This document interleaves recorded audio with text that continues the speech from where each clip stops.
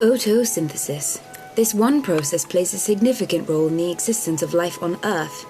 Without the ability to convert light energy from the sun, plant life would be unable to create chemical energy to metabolize and use for their own survival. Without photosynthesis and without plants, which couldn't exist alone, atmospheric energy would slowly decrease, and herbivores and omnivores alike would be lacking a major food source. Without herbivores and omnivores, carnivores couldn't survive. Likewise, this one process is vital to the existence of all living things. In this video, you'll learn what photosynthesis is, how it works, where it occurs, what individual cycles take place, what goes in and comes out of each of these cycles, and how these cycles work together. Now, photosynthesis doesn't operate in isolation from the rest of the planet, but responds to the Earth's conditions. For example, increasing temperature as a result of climate change increases photosynthetic rates, which in turn increases denitrification, a process which removes nitrogen from aquatic ecosystems, preventing excessive richness of nutrients in bodies of water. Likewise, this is just one of the many ways photosynthesis is closely related to many other biological processes that take place on planet Earth. So how does it work? Light energy from the sun is converted to chemical energy, or sugar, in a series of steps that we'll discuss in more detail shortly.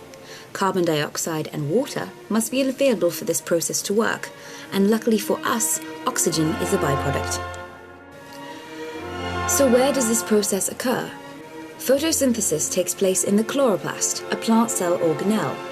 Inside the chloroplast are granum, which are stacks of cells called thylakoids. The chloroplast is filled with an aqueous fluid called stroma, and the organelle is enclosed by two membranes, one outer and one inner, with an intermembrane space in between them. Information is all well and good, but what if photosynthesis was alive, as in human? Too crazy of an idea, you think? We beg to differ. In fact, if the light reactions in Calvin's cycle were people, we think that they would be called Latavius Robinson and Calvinus Cyclae, and that they would look like this.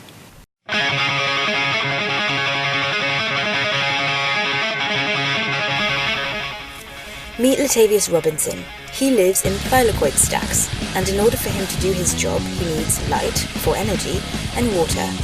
As he works, Lr makes oxygen. Now, since Lr can't work all by himself, he's partnered with the lovely Calvina Cyclae, who lives in the stroma.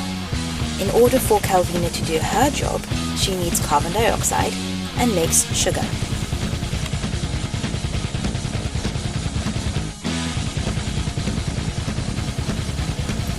Now to the part where Lr and Cc work together.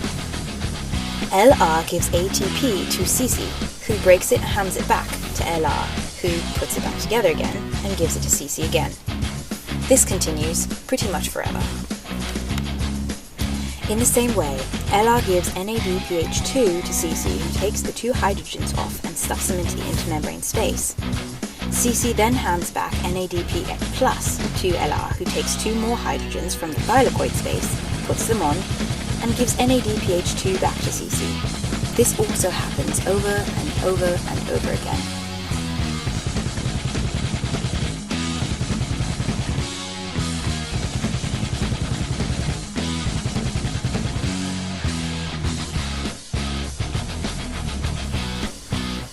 So let's run through this once more. Light and water enter Lr in the thylakoid. Oxygen comes out. Lr and Cc pass back and forth ATP and ADP, and NADPH2 and NADP+. Carbon dioxide enters Cc in the stroma, and sugar, the final product of photosynthesis, comes out.